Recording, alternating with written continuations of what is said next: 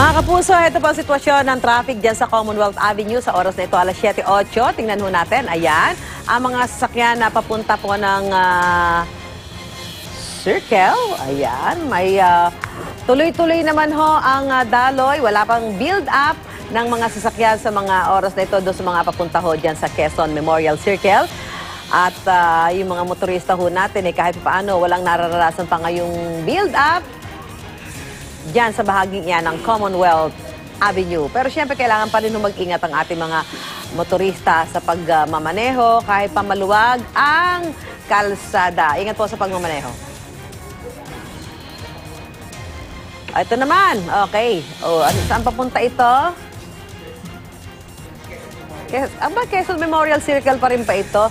Okay, talaga naman may mga pasaway dyan di ba? Yung mga, kaya balak lagyan niya ng hindi ka lalabas. Hindi ka lalabas sa lane. Abiso lang ho, sarado kasi ngayon ang bahagi ng North Avenue patungong Elliptical Road dahil dyan sa construction ng MRT. At kaya inaabisuhan ng ilang motorista na dumaan sa mga alternatibong ruta, ay hopefully may nilagyan nila ng mga ng mga barrier sign, road signs, para alam ho ng mga kababayan natin, ng mga motorista, saan sila dadaan. Sitwasyon naman dyan sa MRT North Avenue Station. Ayan, wala akong pila ngayon ng mga pasahero na sumasakay ng MRT dyan sa North Avenue. Dire-diretso yung mga pasahero, akyat ng akyat.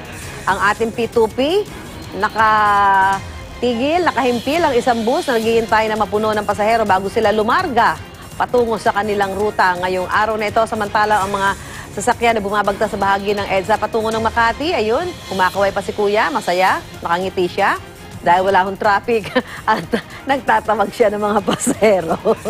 Sitwasyon naman sa Espanya Boulevard. Sa Maynila po ito, yung patungo ng Quiapo, ay magkabila, wala tayong pipiliin. Wala itulak kabigin. Pareho mabigat ang build-up ng mga sasakyan patungo ng Quezon City at patungo ng Maynila. Ayan. Lalo na doon sa may mga traffic lights, may mga, ito yung nasa kaliwayan ng papunta ng Quiapo. Yung nasa kanan, papunta ho ng Quezon City. Ayan, papunta dyan sa may rotonda.